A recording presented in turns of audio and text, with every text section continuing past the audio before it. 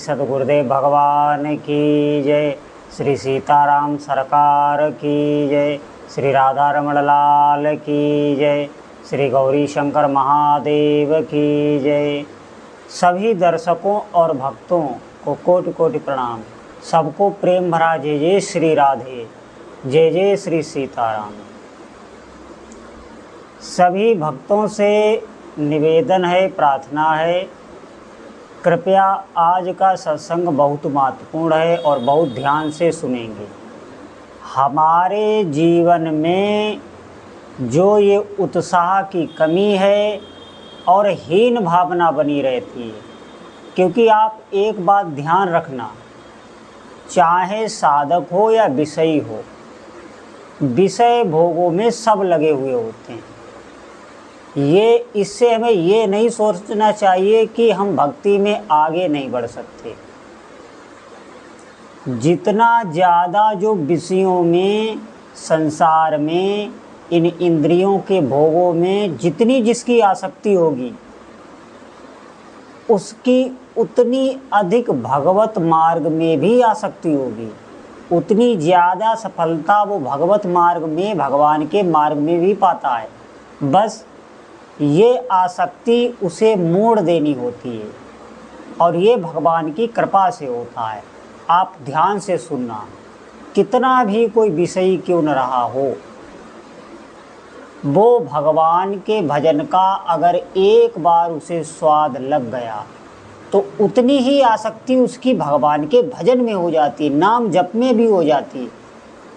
तभी ऐसे ही साधक भजन में जल्दी महारत हासिल करते हैं, जल्दी सिद्धियां मिलती हैं। आप ध्यान पूर्वक सुनना। मैं आपको एक छोटे से चरित्र के माध्यम से सुनाना चाहता हूँ, आप बहुत ध्यान से सुनना। अभी कलयुग की ही ये घटना है। तमिलनाडु प्रांत में एक सिद्ध मंदिर है, श्री रंगम, भगवान श्री रंगनाथ का मंदिर।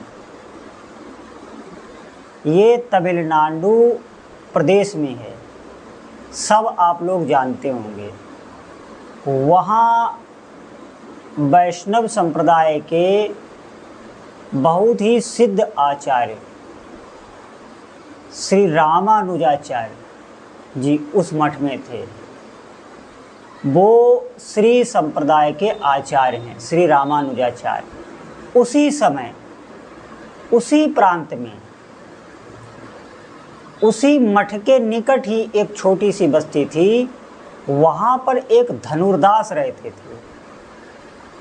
वो पहलवान थे और वो अपनी स्त्री में इतने आसक्त थे, उसके रूप में इतने आसक्त थे कि एक पल के लिए भी वो उसे छोड़ना नहीं चाहते थे।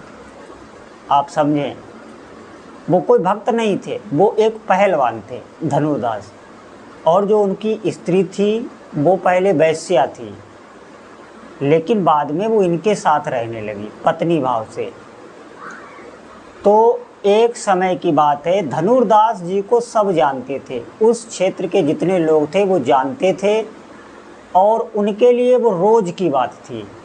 धनुर्दास जब भी बाजार आदि जाते थे तो अपनी पत्नी को साथ ही ले जाते थे। किसी कार्यवश वो बाहर जाते थे तो साथ ही ले जाते थे और अपनी पत्नी के ऊपर छाता लगा के, अपने ऊपर नहीं, अपना धूप में रहते थे, पत्नी के ऊपर छाता लगा के और उसका मुख देखते हुए अपना उल्टे चलते थे। जैसे हम लोग सीधे चलते हैं, वो उल्टे चलते थे। उसकी तरफ मुख, उसका मुख देखे बगैर वो एक सेकंड भी रह नहीं सकते थे। इसे कहते हैं आसक्ति। इतनी आसक्ति थी। तो थोड़े समय बाद उसी श्री रंग मंदिर में, आज भी उस रंग मंदिर में बहुत बड़े बड़े उत्सव होते रहते हैं और घर के देश में जगह जगह उस मंदिर की शाखाएं भी हैं, जगह जगह रंग मंदिर हैं। तो प्रधान मंदिर वहीं पे है जहाँ पर आचार्य भगवान विराजमान थे। तो वहाँ एक उत्सव था, उस उत्सव में देश देश के लोग जाते थे। तो बहुत भीड़ थी उस समय। धनुर्दास जी की पत्नी ने भी उत्सव में जाने के लिए धनुर्दास जी से निवेदन किया। धनुर्दास जी तैयार हो गए। उत्सव में स्वामी जी भी विराजमान थे, स्वामी श्री रामानुजाचार्य भी थे। तो धनुर्दास जी भीड़ में उसी प्रकार अपनी पत्नी के ऊपर छाता लिए हुए और उल्टे पैर चलते हुए मठ की तरफ जा रहे हैं। तो प्रभु श्री रामानुजाचार्य जी ने ये दृश्य देखा तो वो देखते रह गए। शिष्यों का तो रोज का काम था, वो जानते थे। उन्होंने सब बात श्री रामानुजाचार्य जी को बताई। रामानुजाचार्य जी ने कहा कि जाओ, इसके पास जाओ और कहो शाम को ये हमसे मिले। प्रभु ने ये आदेश भेजा। तुरंत ही शिष्य दौड़ कर गया और उसने धनुर्दास जी से पूरी बात बताई। धनुर्दास जी ने कहा कि मैं आऊँगा, लेकिन बाद में वो सोचने लगा कि हमारे इस दृश्य को देखकर स्वामी जी को बड़ा क्रोध आया होगा, वो हमारे लिए पता नहीं क्या क्या कर रहे होंगे। हम मंदिर के दर्शन भी जा रहे हैं तो भी इस व्यवहार के साथ जा रहे हैं, इस अपनी गंदी मानसिकता को लेते हुए जा रहे हैं। यहाँ मंदिर में जो भी आते हैं, बहुत विषयी भी आते हैं, सब प्रकार के कर्मों करने वाले मंदिर के दर्शन के जाते हैं, लेकिन वो उस समय पवित्र होके जाते हैं, अपनी मानसिक स्थिति को सुधारते हुए जाते हैं। लेकिन मेरे ऊपर धिक्कार है कि मैं ऐसी मंदिर के दर्शन के समय भी, इतने पवित्र स्थल पर आते समय भी मेरे अंदर ये मलिनता है। शायद इसीलिए स्वामी जी ने मुझे फटकारने के लिए बुलाया होगा।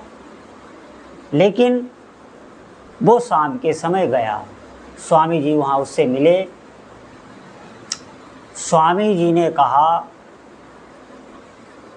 वो दूर खड़ा हो गया तो स्वामी जी ने उसे पास बुलाया। वो बहुत काँप रहा था, बहुत भय में था। स्वामी जी ने उसे सांत्वना दी और कहा, तुम डरो मत, मैंने तुम्हारा वो दृश्य देखा और मुझे ये बिल्कुल गलत नहीं लगा, क्योंकि वो भगवत स्वरूप थे। वो जानते थे इस जीव को भगवान की तरफ मोड़ा जा सकता है, क्योंकि इस जिसकी आसक्ति कहीं न कहीं है, उसकी आसक्ति प्रभु में भी हो सकती है। ये ध्यान रखना आप, ऐसा ही होता है, क्योंकि प्रेम का प्रवाह तो है लेकिन वो गलत जगह पे है, इसीलिए उसे आसक्ति बोल देते हैं। वही जब प्रभु की तरफ लग जाता है तो उसे प्रेम कहते हैं, शुद्ध प्रेम। तो स्वामी जी ने कहा कि तुम ऐसा बर्ताव क्यों करते हो, ऐसे इस प्रकार चलना, अपनी पत्नी के ऊपर छाता लेके और उल्टे पैर, कहीं गिर जाओ, चोट लग जाए, ये इतना पागलपन, ये कैसे। तो उसने उत्तर दिया कि स्वामी जी, मैं अपनी पत्नी के समान सुंदर किसी को देखता ही नहीं हूँ, और मैं उसका मुख कमल देखे बिना, उसके नेत्र देखे बिना रह ही नहीं सकता एक क्षण के लिए। मैं क्या करूँ, मैं इसमें पागल हूँ। स्वामी जी ने कहा कि मैं अगर इससे कई गुना सुंदर रूप का दर्शन तुम्हें कराऊं तो क्या तुम ऐसा करना छोड़ दोगे। उसने कहा, मैं प्रभु तत्काल छोड़ दूंगा, मेरे अंदर कोई ऐसी वासना नहीं है, वो मेरी इस समय पत्नी है। मैं वासना की दृष्टि से नहीं करता, मैं रूप सुंदरता की दृष्टि से ऐसा करता हूँ, मुझे उसका रूप अच्छा लगता है। तो स्वामी जी ने कहा कि आइए। स्वामी जी भगवान के सामने ले गए। जो ही विग्रह के सामने ले गए, स्वामी जी ने कहा, एकाग्रता से इस विग्रह की ओर देखिए। ज्यों ही धनुर्दास जी ने एकाग्रता से उस विग्रह की ओर देखा, वो एकदम पत्थर की तरह मूर्ति खुद बन गया, खड़ा देखता रहा, आंखों से अश्रुधारा, शरीर पुलकायमान। प्रेम के जितने भाव थे वो उसके शरीर से जागृत हो गए। भगवान का दिव्य रूप उसने देखा, साक्षात देखा। ऐसा नहीं है कि विग्रह का रूप देखा, भगवान ने उसे साक्षात अपना रूप दिखाया। भगवान का मुख कमल हंसता हुआ, चितवन, उनकी आंखें मटकती हुई, चेहरा खिला हुआ, उसकी तरफ मुस्कुराते हुए, बिल्कुल साक्षात उसने दर्शन किया। वो एकदम मुग्ध हो गया। उसने कहा, प्रभु अब मैं कुछ भी देखना नहीं चाहता, मुझे रोज़ इस रूप के दर्शन आप कराइए, मैं बिल्कुल पत्नी को छोड़ दूंगा। तो स्वामी जी ने उसे समझाया कि पत्नी को छोड़ना नहीं है, उसके साथ ही रहो, उसके साथ ही तुम भी भजन करो, उसको भी करवाओ। छोड़ने से क्या होगा कि वो पहले वैश्या थी, वो फिर उस मार्ग में चली जाएगी, तो ये उसके चरित्र की हानि हो जाएगी। वो वैश्या से तुम्हारी पत्नी बन गई, गृहिणी बन गई, तो उसका उत्थान हुआ है, और छोड़ने से उसका पतन हो जाएगा। उसको साथ में लेके भजन करो। दोनों ने स्वामी जी का शिष्यत्व ग्रहण कर लिया और वही मठ के पास में ही दोनों रहने लगे। धीरे धीरे उनमें इतनी भक्ति बढ़ी स्वामी जी के सानिध्य से कि स्वामी जी सबसे ज़्यादा उस धनुर्दास पर विश्वास करने लगे। जब स्वामी जी कावेरी स्नान के लिए जाते, कावेरी नदी निकट में ही है, जब स्नान के लिए जाते तो धनुर्दास जी के ही ऊपर हाथ टेक कर वो आते थे, क्योंकि स्वामी जी की उम्र थोड़ी ज़्यादा हो गई थी। वो धनुर्दास जी के कंधा पर हाथ रख कर ही लौटते थे। तो जितने भी उनका परिकर था जो पहले से था, उनको ईर्ष्या होने लगी कि धनुर्दास जी के साथ स्वामी जी का इतना प्रेम भाव। ये ईर्ष्या स्वामी जी भांप गए और उन्होंने उसका उदाहरण देने के लिए अपने शिष्यों को बुलाया, जो और शिष्य थे, कि तुम जाओ और कहीं ये ईर्ष्या आगे कोई रौद्र रूप ना रख ले। इसलिए स्वामी जी ने एक नाटक रचा। उन्होंने कहा कि तुम जाओ और जितने भी ये शिष्य ईर्ष्या कर रहे हैं, इनके कपड़े फाड़ दो सुबह ही उठने से पहले। उसने वैसा ही किया, उनका एक शिष्य था, उसने वैसा ही किया। वो गया और उसने उन लोगों के कपड़े फाड़ दिए। कपड़े फाड़ते ही सुबह उन लोगों में हंगामा मच गया, गाली गलौज बकने लग गए। स्वामी जी ने कहा कि अब तुम जाओ, मैं धनुर्दास को यहाँ सत्संग में रोके रखूँगा और तुम उसके घर जाओ, उसके पत्नी के गहने चुरा लाओ। तो वो भक्त वहाँ भी गया और हेमाम्बा जो उसकी पत्नी थी, उसका नाम था हेमाम्बा, वो लेटी हुई थी और उसके दरवाजे हमेशा खुले रहते थे, क्योंकि उन्हें कोई डर और भय नहीं था। वो भक्ति में बिल्कुल डूबे हुए थे। उन्होंने देखा कि वैष्णव कोई आया है, तो हेमाम्बा जो है नींद का नाटक करने लगी। उसने आंखें बंद कर ली, खर्राटा भरने लगी। वो वैष्णव गया तो वो करवट लिए हुए थी, उसने उसके गहने उतार लिए। तो एक साइड के उतार लिए तो हेमाम्बा जो है दूसरी तरफ करवट लेने लगी कि ये दूसरी तरफ के भी गहने उतार ले जाए, ये हमारे गहने भगवत सेवा में काम आ जाएंगे, ऐसी उसकी भावना थी। लेकिन वो वैष्णव डर गया तो भाग गया। उसने सारे गहने चोरी से श्री रामानुजाचार्य को दिए। रामानुजाचार्य जी ने धनुर्दास को वहाँ से विदा किया। धनुर्दास अपने घर आए, तुरंत ही स्वामी जी ने उस भक्त को भेजा कि अब उन लोगों की जो चर्चा हो रही है वो मुझे सुनाओ आके। वो भक्त गया और छिपके उन लोगों की बातें सुनने लगा, धनुर्दास और उनकी पत्नी की। धनुर्दास जी ने अपनी पत्नी से कहा कि तुमने कैसा अनर्थ किया, आधे गहने तो दे दिए और आधे तुमने छिपा लिए, ये तुम्हारे अंदर इतनी ममता कैसे बची रह गई। तो उसकी पत्नी बोली कि मैंने ये गहने देने के लिए भी करवट ली थी, लेकिन मेरा दुर्भाग्य था वो वैष्णव महाराज तब तक चले गए थे। दोनों ही बहुत शोकित थे इस बात को लेके कि हमारे सारे गहने वो वैष्णव महाराज क्यों नहीं ले गए।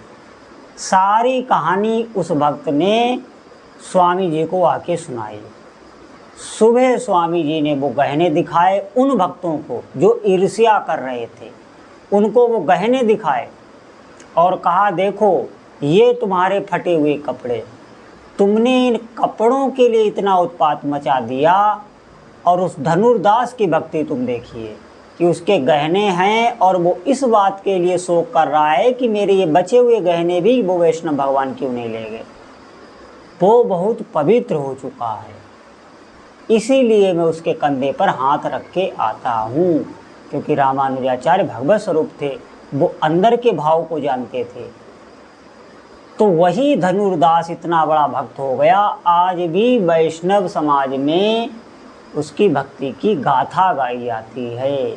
तो मेरे कहने का मतलब ये है, इस छोटी सी कथा से मैं ये समझना चाहिए कि हम कितने भी विषयी क्यों न हों, कितने भी किसी रूप में आसक्त हों और किसी भी विषय में आसक्त हों, इस संसार में कहीं भी हमारा मन जुड़ा हुआ हो, दिन रात हम विषय का सेवन क्यों न करते, लेकिन अगर हम नाम जप करने लग जाएं, भगवान का भजन करने लग जाएं, अगर उसका आपको स्वाद मिल गया तो उन विषयों के स्वाद फीके पड़ जाएंगे। ये मैं गारंटी के साथ कहता हूँ। जैसे धनुर्दास जी को जब श्री रामानुजाचार्य जी ने भगवान का रूप दिखाया तो अपनी पत्नी का रूप का रंग जो चढ़ा हुआ था वो एकदम उतर गया और वो भक्ति में डूब गए। इसी प्रकार कोई भक्त अगर नाम जप में लगता है और नाम जप का जब उसे स्वाद मिलता है तो सारे विषय फीके पड़ जाते, एकदम वो निर्मल हो जाता है, भगवत भाव में डूबने लगता है, उसे नाम जप की सिद्धि मिलने लगती है। सिद्धि का अर्थ है भगवान के चरणों में प्रेम होने लगता है, जो बहुत ही दुर्लभ वस्तु है। और इस संसार में नाम के अतिरिक्त और किसी भी साधना से आप इष्ट देव के चरणों में प्रेम नहीं प्राप्त कर सकते। सभी भक्तों से प्रार्थना है, अधिक से अधिक भगवान नाम जप करें। बोलो जय जय श्री सीताराम।